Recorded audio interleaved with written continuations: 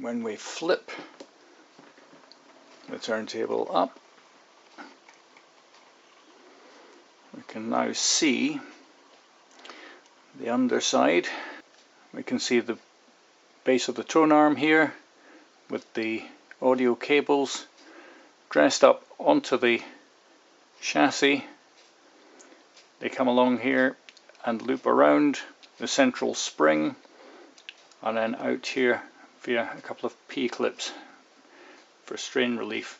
The motor cable should go out through this channel, and there's a P-clip broken off there, so I think that is perhaps the first thing I'll do, get this cable dressed in properly.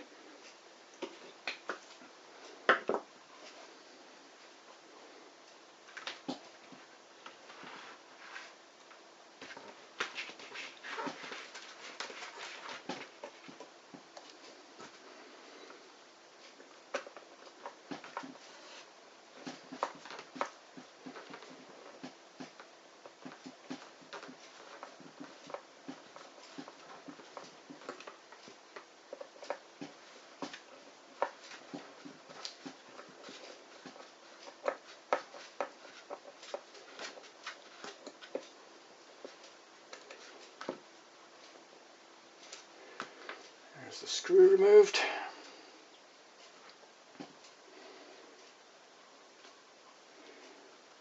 I'll put the new P-clip on.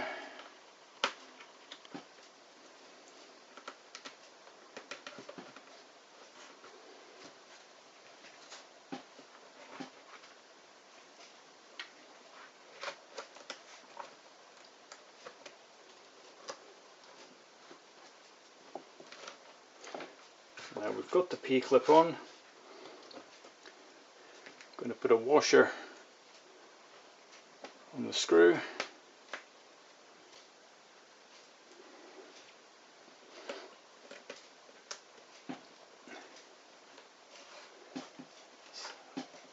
Line up the screw.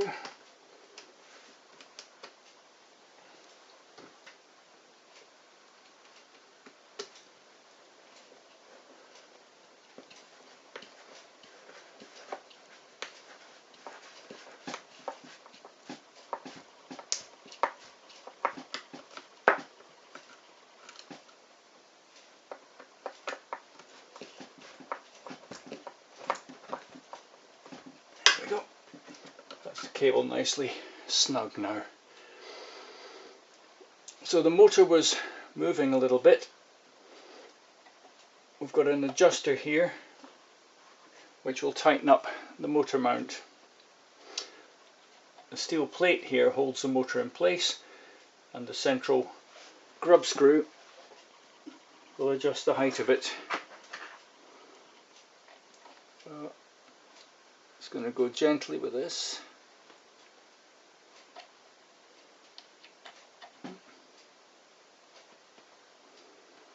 Try a little bit.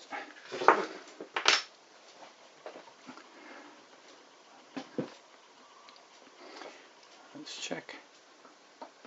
There's still a little bit of knocking there, so I'm going to go a little further.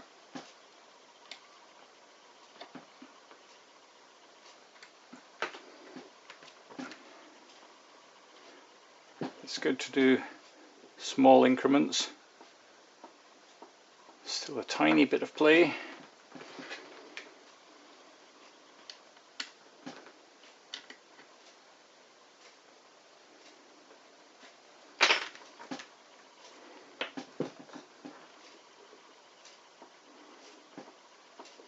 Almost there.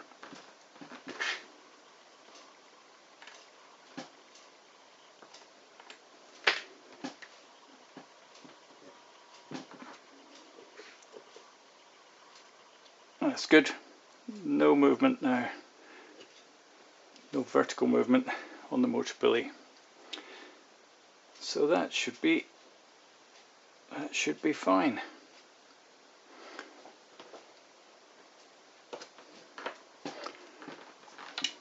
Whilst we're able to turn the deck over, just going to double check these screws here, which hold the transit screws. They're all firm, apart from that one. Okay, so that one needed a little tighten. Let's just zoom in a moment and get a look at the central support spring. So this was a modification to the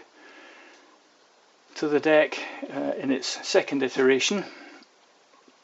Originally it was just a 3-point suspension, and then the central spring was added to give it additional stability and also to allow heavier tone arms to be used and supported by the chassis. The other thing I want to do while we're under the deck is to make sure that the central spring is located properly.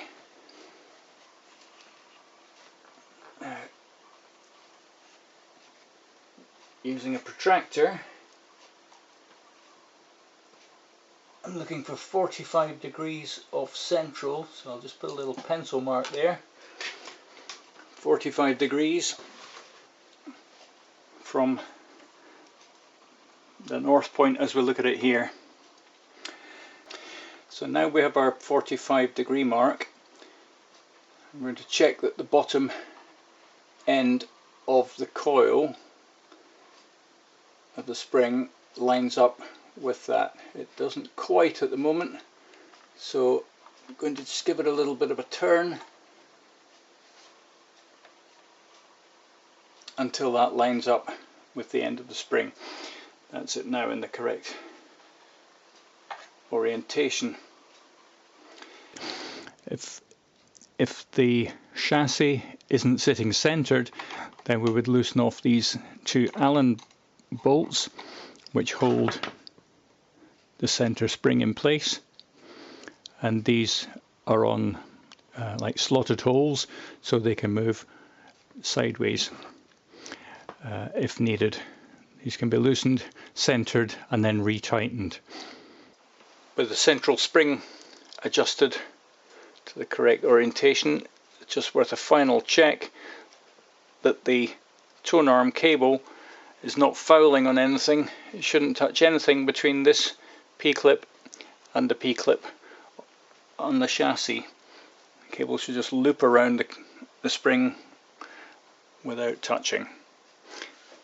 It all looks clear now, and our work underneath is now finished. Oh, other than to just point out, the feet are all threaded, so that just helps if you're balancing up the deck. Thanks for watching this tutorial. If you found it helpful at all, please subscribe down below, and if you have any comments, put them in the box underneath. Thanks for watching, and good luck with your own turntable.